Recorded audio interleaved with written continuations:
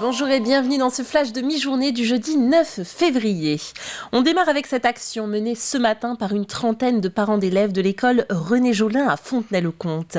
Ils protestent contre l'annonce d'une fermeture de classe au mois de septembre, arguant qu'une partie des élèves ne sont pas comptabilisés dans les effectifs de l'école. C'est notamment le cas des gens du voyage, qui ne restent parfois que quelques mois. Ils étaient 25 enfants concernés cette année. Les enfants de militaires et gendarmes également, dont les mutations ne sont connues qu'à l'été. Et enfin, les enfants du dispositif Ulysse. On serait pratiquement une trentaine d'élèves par classe, puisque dans les effectifs ne sont pas comptabilisés les enfants, ce qu'on dit appelés enfants Ulysse, qui ont des problèmes de handicap, enfin des handicaps reconnus.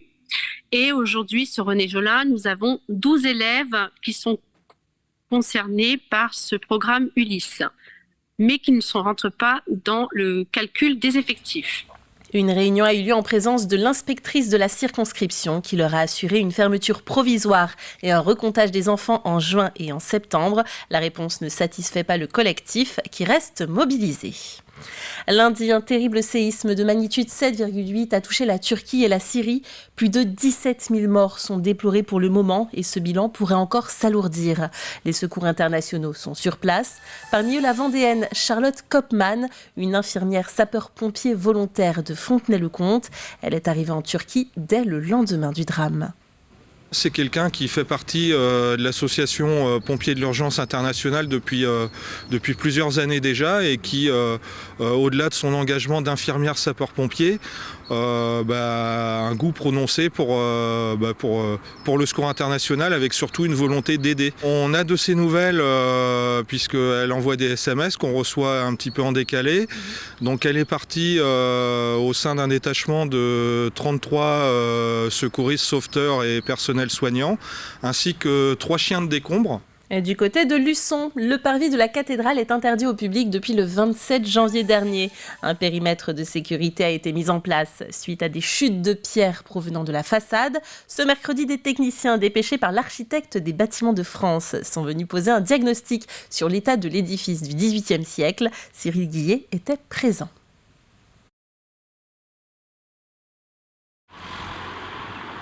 Depuis quelques jours, l'entrée principale de la cathédrale Notre-Dame de l'Assomption est interdite au public. En cause des chutes de pierre qui proviennent de la façade de l'édifice. Ce parvis avec cette façade plutôt 18e, un style un peu néoclassique, en pierre calcaire, fait que c'est une pierre assez fragile et qu'on présume que les températures chaudes de l'été dernier, plus la pluie de début janvier et les gelées ensuite qui ont succédé, ont pu faire que certaines pierres déjà fragilisées ont pu éclater et ont pu se détacher et tomber sur le parvis. Dès les premières chutes de pierre, le parvis a été sécurisé par la municipalité qui en a bloqué l'accès. L'architecte des bâtiments de France a, elle, mandaté une entreprise spécialisée dans le but de réaliser un premier diagnostic et de sécuriser ce qui peut l'être.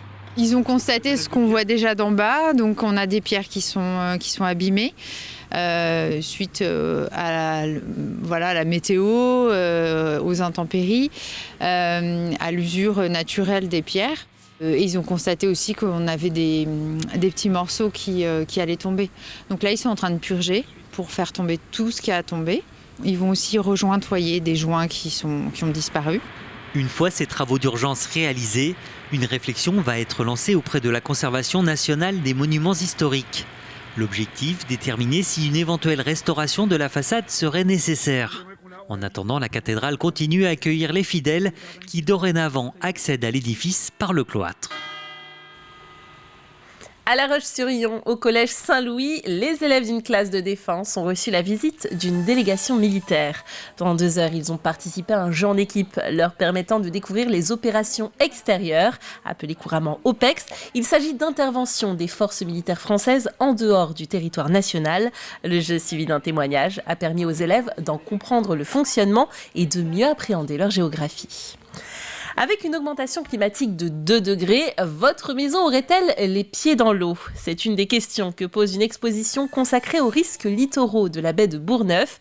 Elle est actuellement visible à la ferme du Vazet à Saint-Jean-de-Mont. Des sensibilisations auprès du jeune public sont organisées en semaine pour informer quant à la possible montée des eaux dans les prochaines décennies.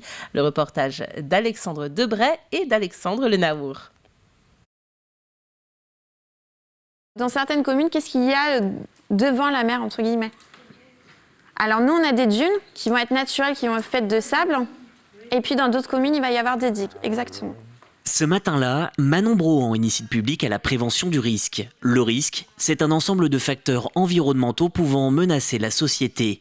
Le long de la baie de Bourgneuf, par exemple, la principale menace reste l'érosion et la montée des eaux. Les digues constituent une solution efficace face à ce problème. Alors, est-ce qu'on est exposé aux submersions marines ? Non. Voilà.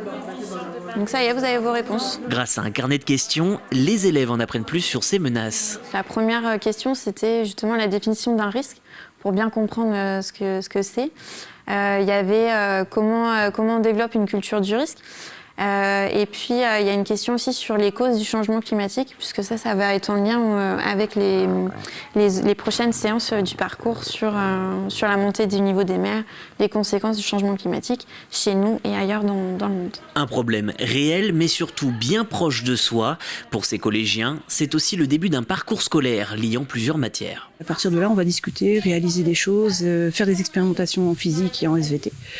Et puis en classe, après en géographie, moi je vais leur montrer une carte qui montre si on a 2 degrés d'augmentation de température, quelles vont être les conséquences au niveau du niveau de la mer. Et ils vont aller zoomer, ils vont aller mettre leur adresse, ils vont voir si leur maison est pied dans l'eau dans 50 ans ou pas. L'exposition s'inscrit dans le PAPI, le programme d'action de prévention et des inondations de la baie de Bourgneuf.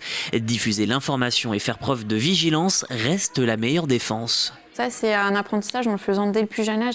On va le garder tout au long de sa vie et puis on va le transmettre aussi. Souvent, les élèves que je peux accueillir en groupe classe, ils reviennent sur des temps mercredi, samedi avec les familles. Donc, il y a une autre approche en fait derrière aussi de sensibilisation des adultes. L'exposition poursuit dans les prochaines semaines son itinérance. Le 14 février, elle posera ses valises au Palais des Congrès Odyssea de Saint-Jean-de-Mont. Des reportages à retrouver sur notre site internet tvvendée.fr. C'est la fin de cette édition, mais ne soyez pas tristes. On se retrouve à 18h pour un journal complet. D'ici là, passez une très belle après-midi sur TV Vendée.